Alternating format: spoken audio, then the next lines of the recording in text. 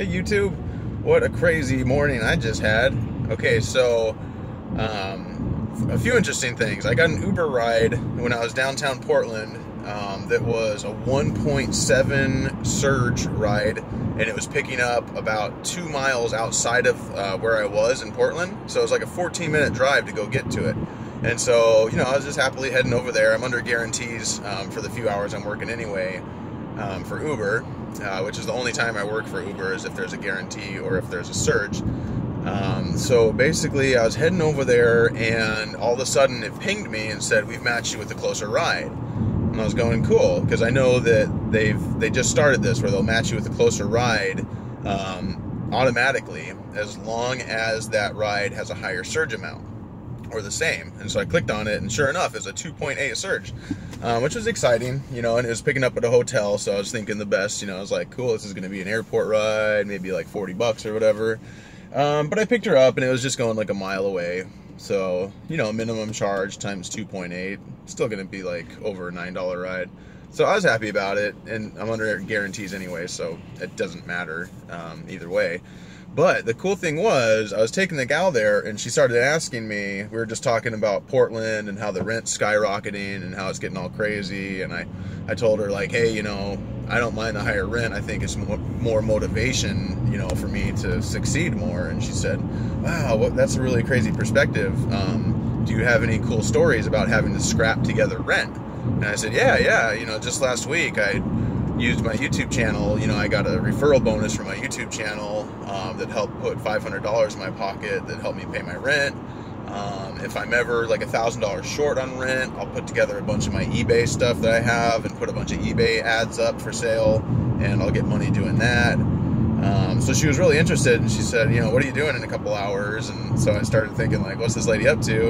And she wants me to go talk at this panel for people that are trying to come up with rent different ways, and people that are helping with the rent situation in Portland, and just different ways that's being done. And so she wants me to come in and sit in the panel as the entrepreneur that's trying to that's approaching, you know, the rent increases that way by just trying to you know, build a business and be successful that way.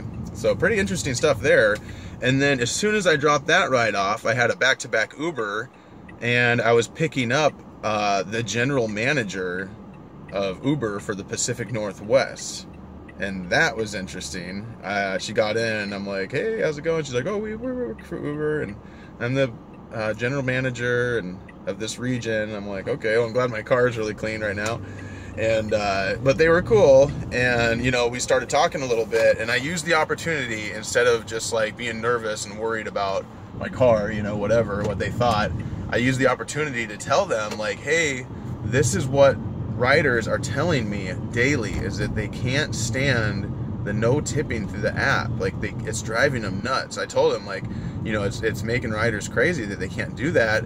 And I told them that I personally, and a lot of drivers, stick to Lyft almost all the time, because Lyft pays with our power driver bonus. We're making 50% more on every Lyft ride than we are with Uber.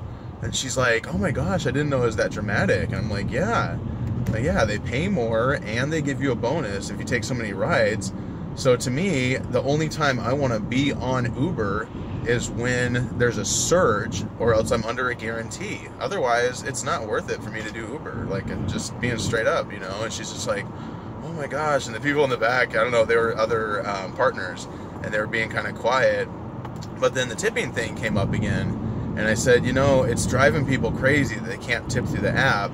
And you know, they want to tip me. Like, I get it all the time, at least 3 times a day. If I'm doing a lot of Uber, I'll get people, we stop the ride, and they'll say, oh, I want to tip you, I can just tip through the app, right? And I'm like, no, you can only tip in cash. And then they don't have cash, and they do the awkward thing where they look for money but they can't find it.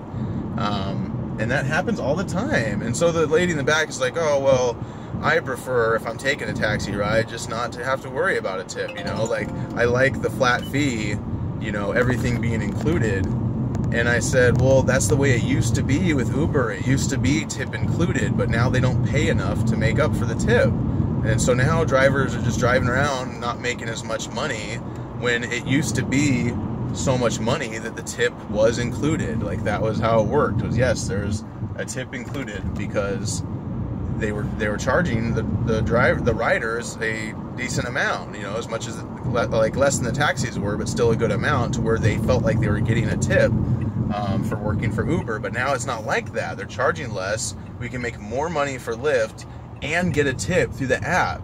And I really think that it kind of got to them a little bit, because they all stopped trying to defend the no tip part of it, and we're just kind of like awkward silence, like, yeah, I guess you're right, you know. And they were all kind of like, wow, I didn't think about that, really, you know. And I think I really hope that helped somehow, because Uber needs to get this through their heads, like the people in charge, that they're not going to change the culture of tipping in America. Okay, there's a lot of countries in the world where people don't tip, and that's fine. Those countries are not America. In America, we tip for good service. That's just what we do. We tip the pizza guy, we tip the waitress, we tip the rideshare driver, we tip the taxi driver. That's just how it works, and Uber's not going to change that. They need to put tipping on their app and start taking care of their drivers, or else they're going to crumble someday. I mean, they might get to the point where they have the autonomous cars, you know, and they get rid of the drivers, but they're still going to have to compete with rideshare companies where people want to be driven by humans and have that interaction. So I don't think they're going to change the industry by forcing people to, you know, by not allowing tips through the app. So that was my experience today. I just wanted to share that. I hope that more conversations are started about this, because I feel like Uber is going to lose in the end and crumble because they can't listen to the drivers and realize that drivers feeling abused and neglected and not being able to receive tips, they seem to think that's not very important, but it is. Myself personally, like I said, I only do Uber like when it's very lucrative. Otherwise, Lyft is better all the time in my market, Portland, Oregon. Anyway, I'm out. Share, like, subscribe. If you sign up for Uber and Lyft, do it on my links, not the link that Lyft puts underneath my videos. They're trying to just get people to sign up through that, but you need to sign up through mine so you get paid more and I get paid more. And thank you so much again for watching. Have a great day.